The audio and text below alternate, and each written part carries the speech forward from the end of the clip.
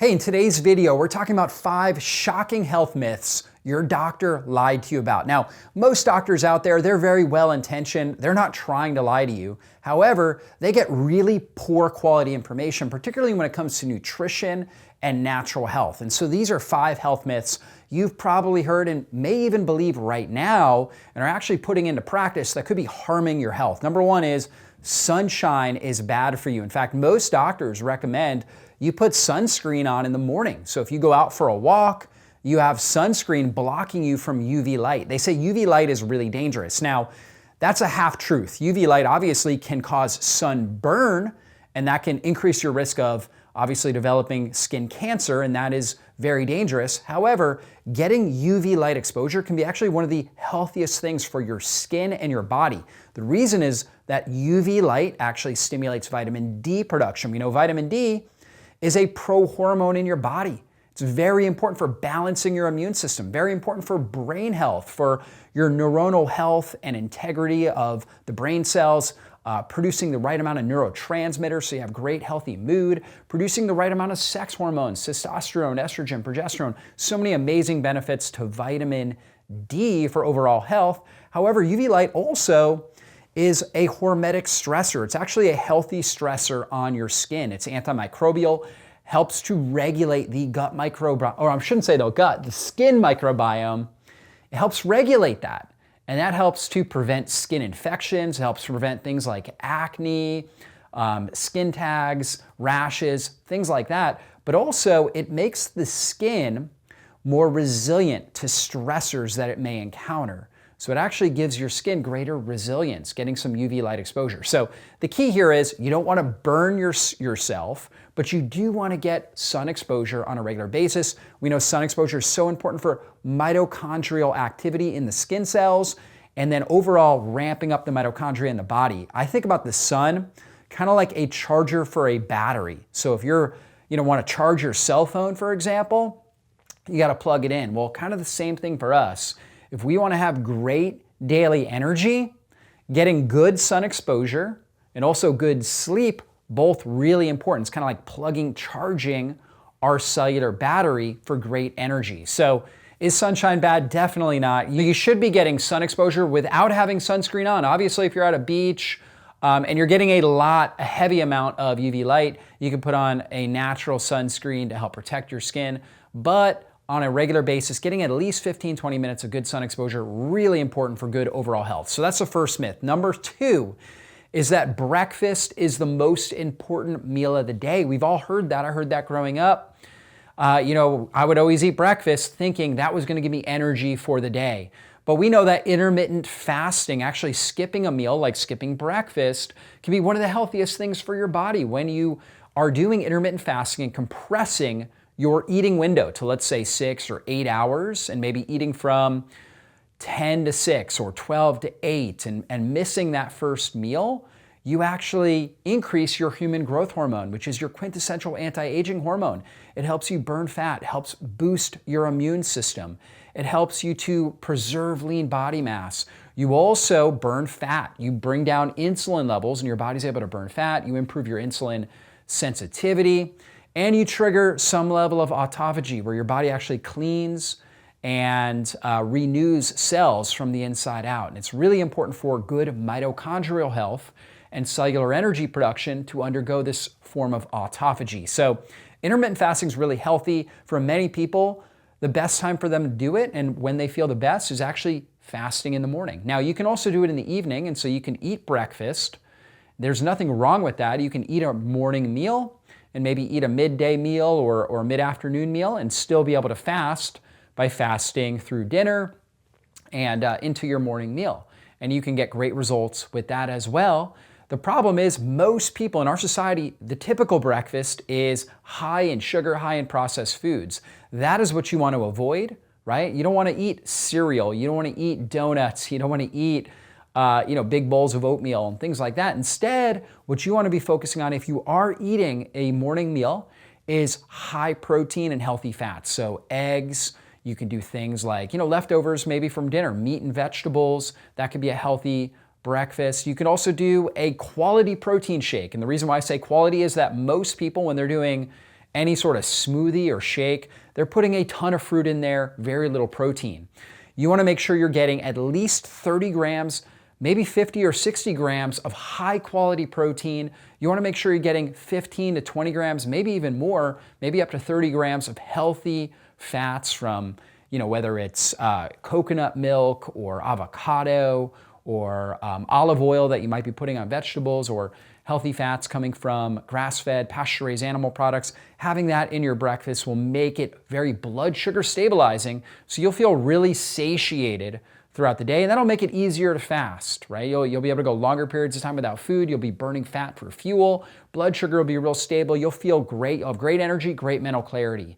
So that's the second myth, that breakfast is the most important meal of the day. You can still eat breakfast, just make sure it's not like most people are eating breakfast, which is, again, high in sugar, highly refined carbohydrates, highly processed, bad fats like donuts and all kinds of stuff like that. Instead, high protein, blood sugar stabilizing, nutrient dense foods. That's what you want to be consuming.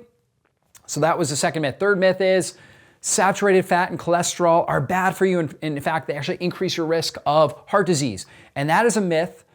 I've debunked that many times, but saturated fat and cholesterol, consuming that does not actually increase your risk of heart disease. That's what the studies show.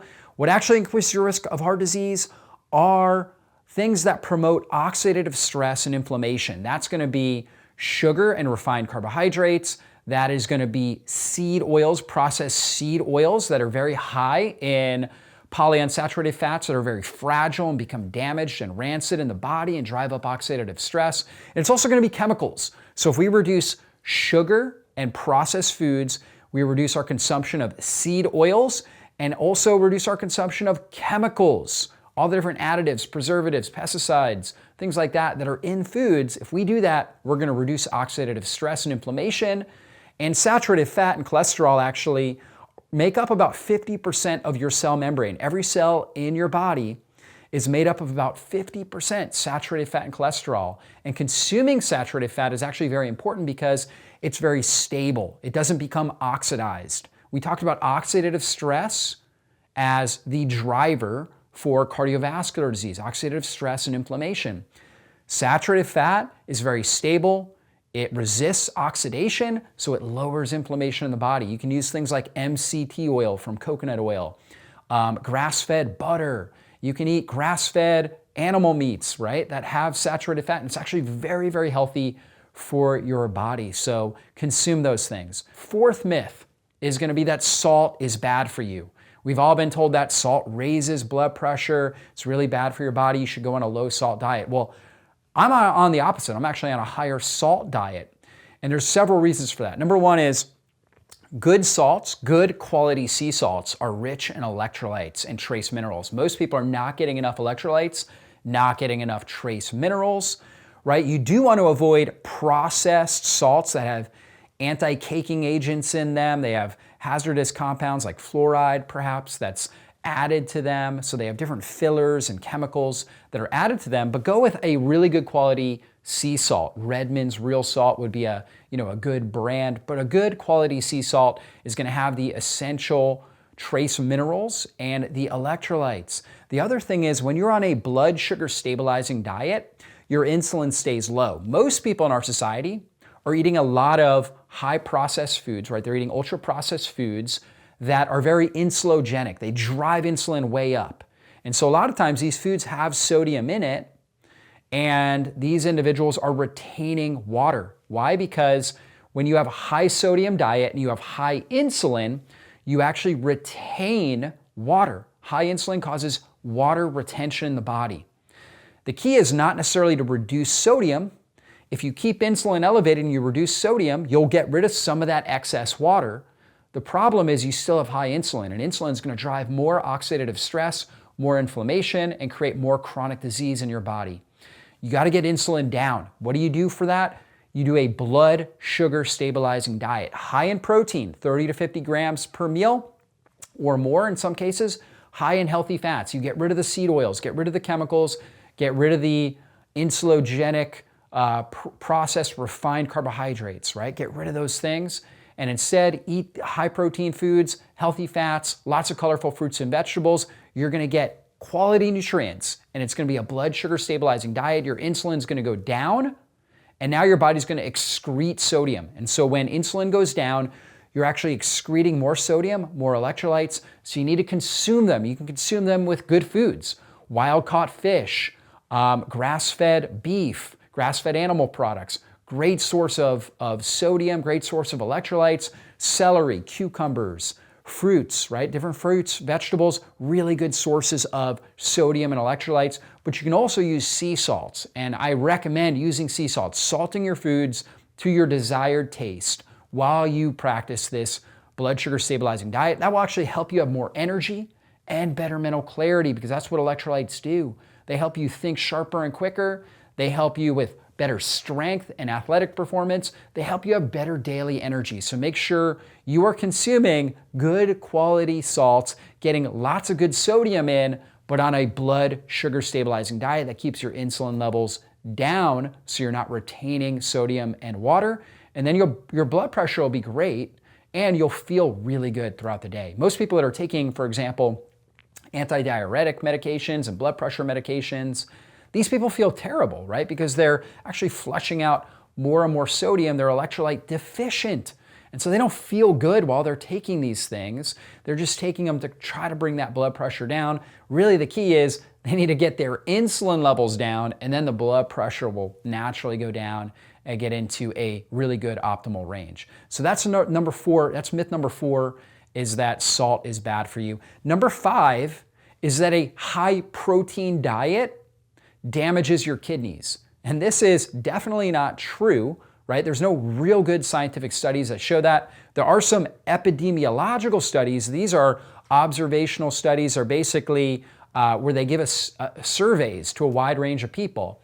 And then they look at what those surveys say. And so the problem with epidemiological studies is that they suffer with something called a healthy user bias. And so for years, we've been told that a lower protein, high, like a plant-based diet is the healthiest diet to follow. And so people that tend to put on these surveys, they follow more of a plant-based diet. They also tend to have better, lifestyle activities. They exercise more, they under less stress, they prioritize good sleep, good relationships, whereas they don't smoke, they don't drink a lot of alcohol. Whereas people that are eating more animal meat on these observational studies that are putting these down, they tend to have a higher rate of smoking, inactivity, drinking more alcohol. And so it may look like these individuals that are eating a higher protein diet suffer with more kidney issues, but it's also really related to the amount of oxidative stress and inflammation from the other lifestyle activities that they're dealing with. There's been no real good studies that have shown high protein diet increases risk of kidney disease. However, there are many studies that show high blood sugar and insulin resistance increase the risk of kidney problems. And so when you're consuming a lot of sugar, when you're consuming a lot of these processed foods, you are driving up your blood sugar. The sugar molecules will bind to proteins and create something called advanced glycation enzymes, AGEs. These AGEs are like shrapnel going through your bloodstream. They damage the blood vessels and they damage the kidneys and they cause kidney problems. Now, when you have a kidney problem, a serious kidney problem, and you get a urine test, you'll actually find protein in the urine. And so many doctors believe, well, if you have protein in your urine, it's probably because you're eating too much protein in your diet. But that's not true. It's actually damage to the kidneys. So the kidneys have become damaged, and now protein from the kidney tissue is actually being released into the urine. And that's why you have elevated protein in your urine. It's not because of the protein you're consuming, it's because of the damage being done to the kidneys. So a blood sugar stabilizing diet is going to lower the formation of those advanced glycation enzymes. It's going to improve insulin sensitivity, and that's going to improve kidney health. So actually a high protein diet that's also very blood sugar stabilizing, rich in nutrients, healthy fats, low in chemicals, low in processed foods, low in seed oils and damaged fats, that is going to improve overall kidney health. And that's actually what you want to follow. So those were the 5 health myths that you may have been lied to. Many of you guys probably believed one or more of those before you started listening to this video. And so hopefully now you realize the truth and you can share this with your doctors, with your friends, so that they'll know the truth as well.